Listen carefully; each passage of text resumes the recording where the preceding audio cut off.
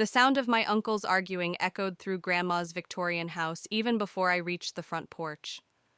I paused with my hand on the ornate brass doorknob, the same one I'd turned thousands of times growing up here. Today was different, though.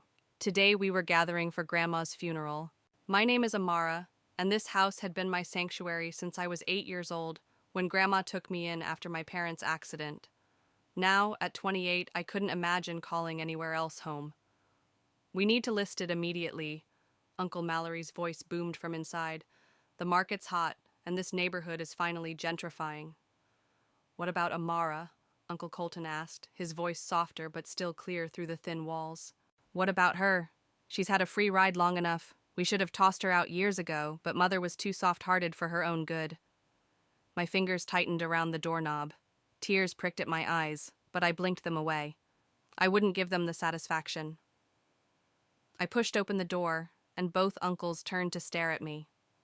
Mallory's face hardened, while Colton at least had the decency to look embarrassed. "Well, speak of the devil," Mallory said, straightening his expensive suit. "We were just discussing the house." "I heard." I moved past them into the living room, running my hand along the familiar wallpaper. "And I'm not leaving." Mallory laughed, but it wasn't a kind sound. "You don't have a choice, dear niece. The house belongs to us now. Grandma wouldn't have wanted—" "What Mother wanted doesn't matter anymore," he cut me off. "The house will be sold, and you'll need to find somewhere else to live. End of discussion." I turned to Colton, hoping to find some support, but he wouldn't meet my eyes. "The funeral's in an hour," he mumbled. "We should get ready." As they left the room, I sank into Grandma's favorite armchair, the floral fabric worn smooth from years of use. My phone buzzed, a text from my best friend Ariel. "How are you holding up?" "They want to sell the house," I typed back. "They're trying to force me out." Her response was immediate. "Don't let them bully you. Remember what your grandma always said about standing your ground." I looked up at the family portrait above the fireplace, Grandma beaming proudly with her arm around my teenage self. She'd always told me that sometimes the greatest acts of love come disguised as battles we must fight.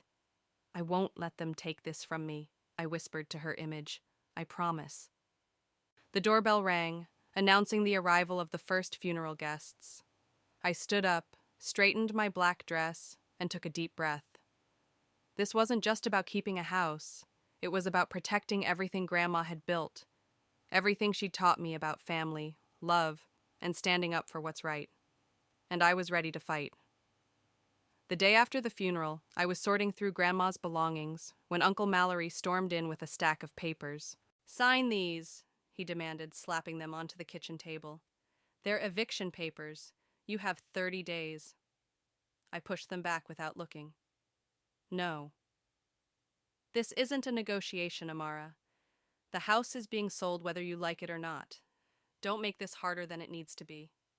"I grew up here," I said, standing my ground. "Grandma raised me in this house. She wouldn't want—" "Oh, spare me the sentimental garbage," Mallory interrupted. "You were nothing but a burden to her.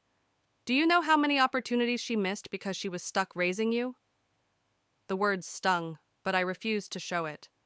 She never saw it that way. "Of course she did. Why do you think she never put you in her will?" Before I could respond, my phone rang. It was Cyrus, Grandma's lawyer. I answered, keeping my eyes locked on Mallory. "Amara, could you come to my office today? There's something important we need to discuss." "She's busy," Mallory snapped, having overheard. "Whatever it is can wait." "Actually, Uncle Mallory, I think I'll go right now." I grabbed my keys and headed for the door. "This isn't over," he called after me. "You can't avoid reality forever." 30 minutes later, I sat across from Cyrus in his downtown office. He pulled out a thick envelope from his desk drawer. "Your grandmother came to see me 6 months ago," he said, his voice gentle. "She wanted to make some changes to her will, but she was adamant about keeping them secret until after the funeral." My heart pounded as he slid the envelope across his desk. "She knew your uncles would try to sell the house," Cyrus continued. "She also knew how much it meant to you. That's why she left it to you, Amara. The house is yours." I stared at him, stunned. "What?" "There's more," he added, opening the envelope. "She left detailed instructions about turning it into a women's shelter. She said you'd understand why." Tears welled up in my eyes as I remembered all our late-night conversations about helping others, about making a difference in the world. Your uncles don't know about this will yet, Cyrus warned. They won't take it well. Are you prepared for that fight? I thought about Mallory's cruel words, about all the times they'd tried to make me feel small and unwanted. Then I thought about Grandma's dream of creating a safe haven for women in need. I'm not just prepared, I said, my voice stronger than I felt. I'm ready to win, Cyrus smiled. That's exactly what your grandmother said you'd say. A women's shelter? Ariel's eyes lit up as she paced around Grandma's living room. That's absolutely perfect, Amara. It's exactly what this neighborhood needs. I sat cross-legged on the couch while Selah, my other best friend, scrolled through local shelter statistics on her laptop. There's only one other shelter within 20 miles, Selah reported. And they're always at capacity. The demand is definitely there. But how do we make it happen? I asked, running my fingers through my hair. I don't know the first thing about running a shelter. That's why you have us, Ariel said, plopping down beside me. I work in social services, remember? I can help with the paperwork and regulations. Selah closed her laptop. And I'm a grant writer. We can apply for funding to help with renovations and operating costs. The doorbell rang, interrupting our planning session. Through the window, I spotted Uncle Colton shifting nervously on the porch. I'll handle this, I said, moving to answer the door. Want us to stay? Ariel asked, already standing. I nodded. Having witnesses couldn't hurt. Amara, Colton said when I opened the door. Can we talk? I let him in, watching as he took in Ariel and Selah's presence. He seemed smaller somehow, less intimidating than usual. Mallory's furious about the will, he said, cutting straight to the point. He's talking about contesting it. Let him try, I replied. Grandma's wishes were clear. A shelter, though? He shook his head. This is a residential neighborhood. The neighbors won't... Actually, Selah interrupted, pulling up another document. Zoning laws allow for this type of facility with proper permits. We've already checked. Colton's face reddened. Mallory will fight this with everything he has. He's already talking to lawyers. Why are you here, Uncle Colton? I asked. To warn me, or to try to talk me out of it? He hesitated, looking around the room, at the family photos, the worn furniture, the memories embedded in every corner. I don't know, he admitted quietly. Maybe I'm trying to understand what Mother saw in you that we missed. She saw someone who cared about more than money, Ariel said sharply.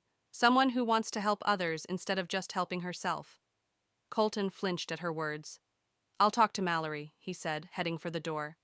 Try to calm him down, but be careful, Amara. You know how he gets when he's angry.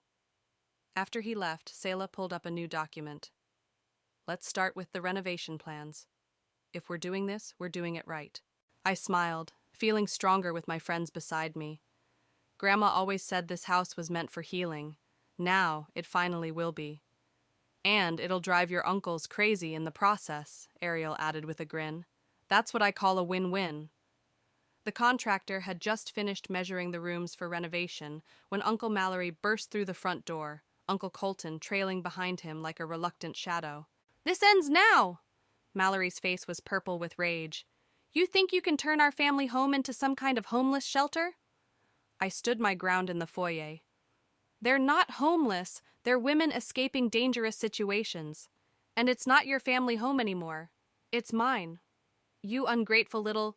He took a step toward me, but Colton grabbed his arm. Mallory, don't. Let go of me! Mallory yanked his arm free. First she mooches off Mother for 20 years, and now this? This house is worth a fortune, and she wants to waste it on street trash. The contractor cleared his throat. Should I come back another time? No, I said firmly, keeping my eyes on my uncles. Please continue with the measurements. We're still on schedule. Mallory laughed, but it was an ugly sound. Schedule? Oh, you won't be doing any renovations. I've already filed to contest the will. This little charity project of yours is dead in the water. On what grounds? I asked, thankful my voice didn't shake. Mental incompetency, he spat. Mother wasn't in her right mind when she made that new will. No sane person would leave their entire estate to a worthless... Stop it! Colton suddenly shouted, surprising us all. Just stop, Mallory. You're going too far. Too far? She's destroying our inheritance. She's honoring Mother's wishes, Colton said quietly.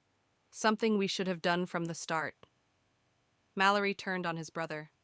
Don't tell me you're taking her side now. I'm not taking sides. I'm just... Colton looked at me, really looked at me, maybe for the first time.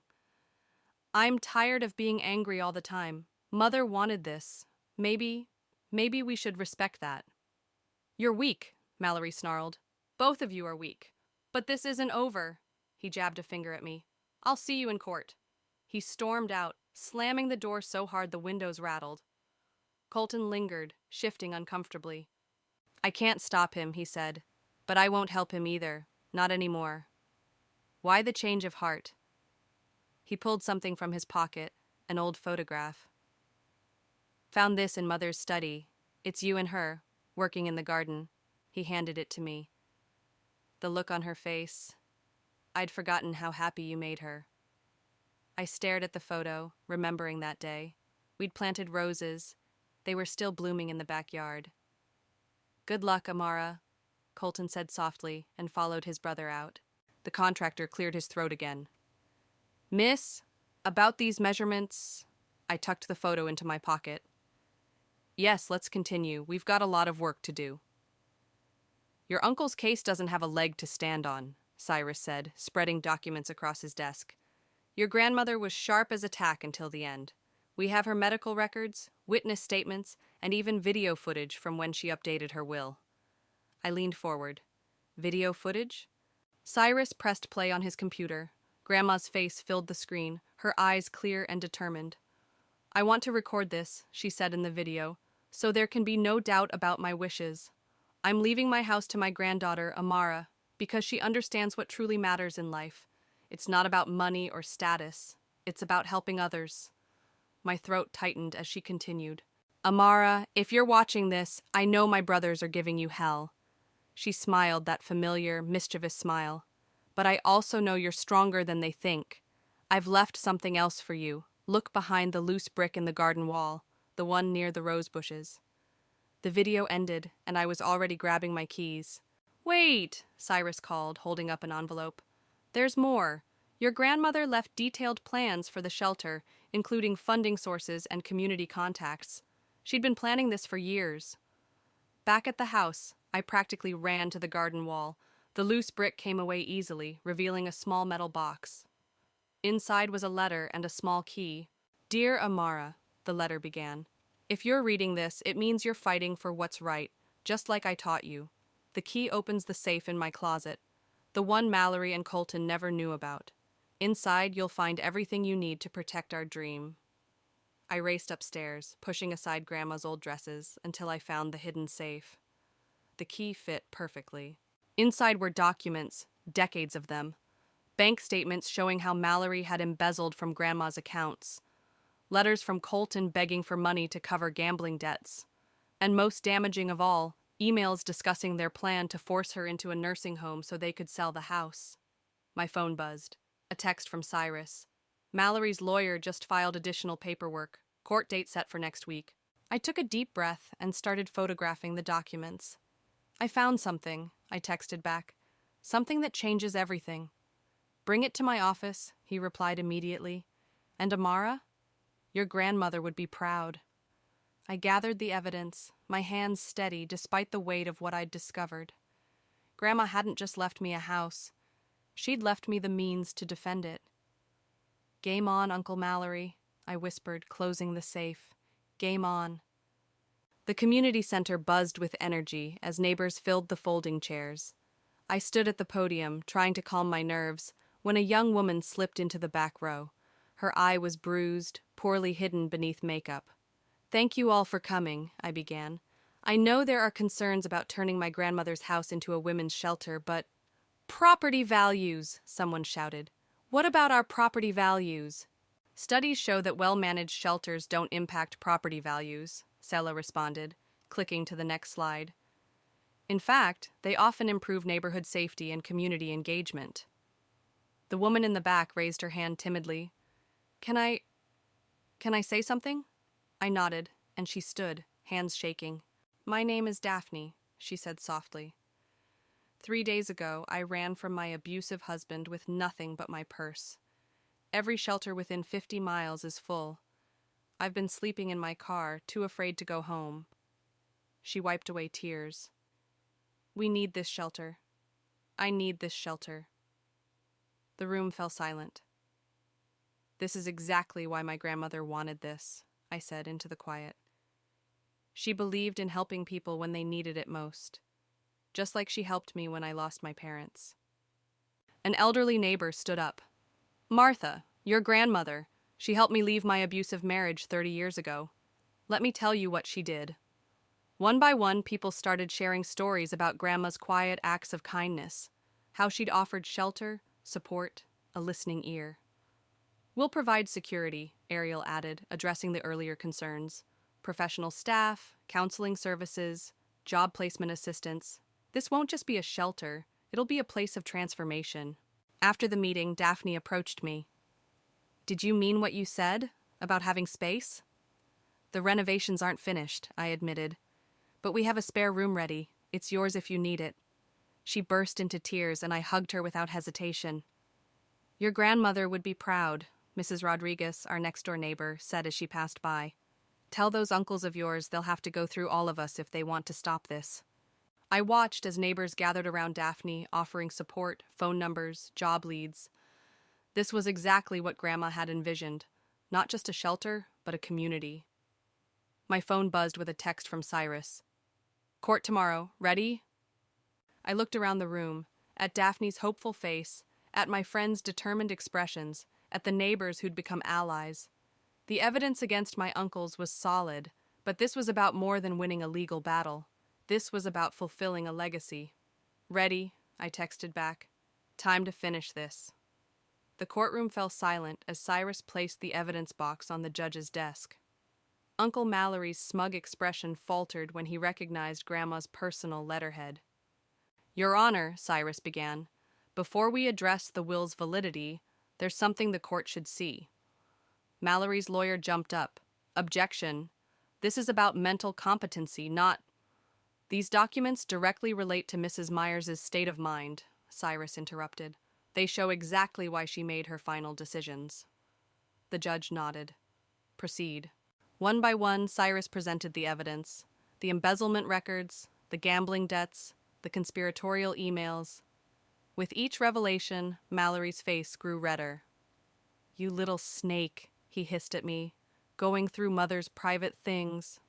She left them for me, I shot back. She knew exactly what you were planning. Colton, sitting separately from his brother, stood up suddenly. Your Honor, I need to say something. Sit down, Mallory ordered, but Colton shook his head. No more lies. He faced the judge. Everything in those documents is true. I treated Mother horribly. We tried to force her into a home so we could sell the house, but she knew. She always knew. The judge leaned forward. Are you admitting to attempted elder abuse, Mr. Myers? Yes, Colton whispered. And I'm ashamed. Mother was right to leave the house to Amara. She's the only one who ever truly cared about her legacy. Mallory lunged at his brother. You traitor. The bailiff stepped between them as the judge banged her gavel. Order! Mr. Myers, she pointed at Mallory. One more outburst and you'll be held in contempt. Now, given this new evidence and testimony, I'm prepared to rule. She turned to me. Ms. Myers, your grandmother's will stands. Furthermore, I'm ordering an investigation into the financial misconduct revealed here today. Mallory stormed out, shoving past reporters who'd gathered outside. Colton approached me slowly. I know it's too late, he said, but I'm sorry. For everything. The shelter. It's what Mother would have wanted. If you need help with the renovations, I'll think about it, I replied honestly. Outside the courthouse, Daphne was waiting with Ariel and Selah. How did it go? I held up the court order. We won. The shelter is happening. They erupted in cheers, drawing curious looks from passers-by. Daphne hugged me tight. Thank you. she whispered. You're changing lives. You know that? I looked back at the courthouse where Colton stood watching us, his expression a mix of regret and hope. No, I said, thinking of Grandma. I'm just continuing what someone else started. The autumn breeze carried the scent of fresh paint as I unlocked the front door of what was now Martha's Haven. The renovation crew was putting the finishing touches on the east wing, and our first residents would arrive tomorrow. Looking good, Colton said, carrying in a box of donated blankets. Over the past weeks, he'd shown up regularly, quietly helping wherever needed. Mother would have loved the colors. She did love purple, I agreed, watching him stack the box with others in the supply room.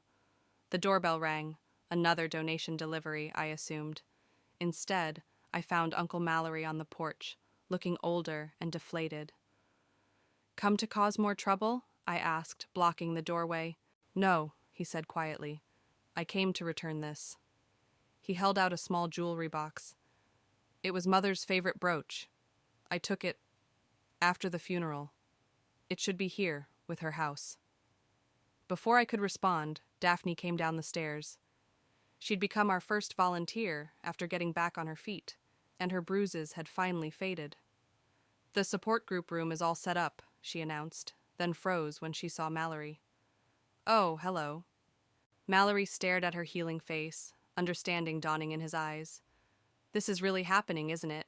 You're actually helping people. No thanks to you, I said, but without anger. The time for anger had passed. He nodded, placing the jewelry box in my hand. I deserved that. I'll go now. Just... Mother was right about you, Amara. I was too blind to see it. As he turned to leave, Colton emerged from the house. The brothers locked eyes for a moment before Mallory hurried away. He's facing prison time, Colton said softly. The embezzlement investigation... I know. I opened the jewelry box, touching the familiar purple gemstone. But that's his karma to deal with.